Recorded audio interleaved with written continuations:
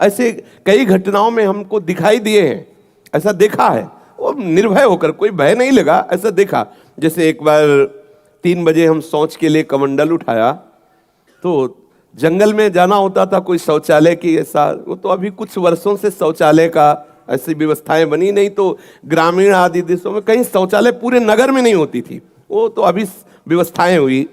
तो कमंडल लेकर शौच के लिए निकले तो देखा कि गांव के बाहर एक नववधू लोटा लिए शौच के लिए जा रही। तो हम खड़े हो गए कि ये जिस दिशा को जाए उससे विपरीत दिशा में हम, वो खड़ी हो गई। फिर विचार किया कि हमें लगता है ये यहीं शौच में बैठना चाहती, तो हमने रफ्तार बढ़ाई। जब रफ्तार बढ़ाई तो देखा कुछ दूर आगे जा रही, तो लगा कि ये तो पीछे खड़ी थी, आगे। हमारा ये था कि हम कभी डरने वाली स्थिति में अपने को नहीं खड़ा करते। हमारे मन में आया कि नहीं नहीं, ये मेरा भ्रम है, वो हमसे आगे निकल गई होगी। जब वो आगे गई तो हम पीछे मुड़े तो देखा हमारे दूसरे रास्ते में खड़ी। अब हमें पक्का विश्वास हो गया कि ये कोई स्त्री नहीं है, कोई पतित आत्मा है जो इस रूप में है। तो जोर से भगवान नाम उच्चारण, खत्म खेल।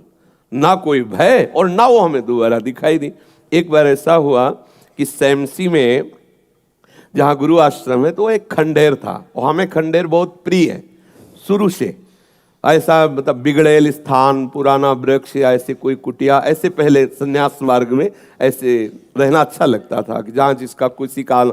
तो रात्रि में उस खंडहर में जाकर के लेटे, वहाँ के लोगों ने रोका, आश्रम वाले लोगों ने, वहाँ मत जाइए। हम सोचा आश्रम के कई लोग यहाँ लेटते हैं तो बातचीत करेंगे, इसलिए एकांत।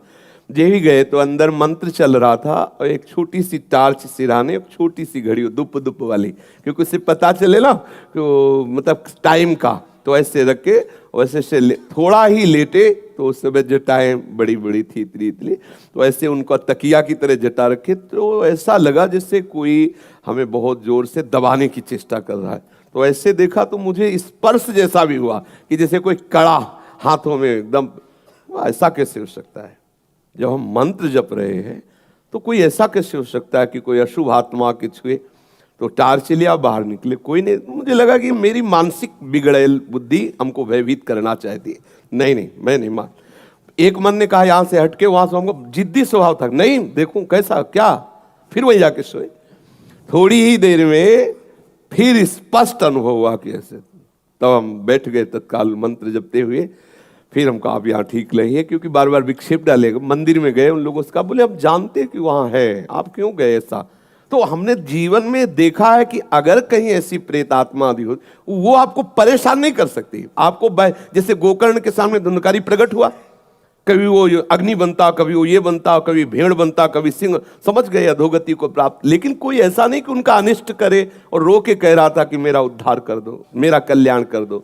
तो ये प्रेत आत्माएं भगवत धाम वासी, भगवान नाम जापक, वैष्णवों के प्रति अपना कल्याण करने के लिए आती हैं। किसी को भी कभी घबराना नहीं चाहिए। यदि कभी ऐसी परिस्थिति हो तो उच्च स्वर से नाम कीर्तन करने लगना, विश्वास करना, तुम्हें छू नहीं सकता कोई। ये हम इसलिए सत्ता नहीं मानते। जैसे कभी कोई प्रश्न करता है तो कह देते मेरे भगवान ही भूत रूप में आए। ये एक स्थिति है, एक भावना की स्थिति जो सत्य भावना है। वासुदेवा सर्वमिति, तो सब प्रभु ही है, और सच्ची बात सब प्रभु ही है। लेकिन ये जो अगर हम उस स्थिति को नहीं पहुंचे तो पक्का समझ लो कि अगर प्रेत योनि का कोई भी जीव तुम्हारे सामने आता है और तुम भगवान नाम जप कर रहे हो तो तुम्हें कभी परास्त नहीं कर सकता।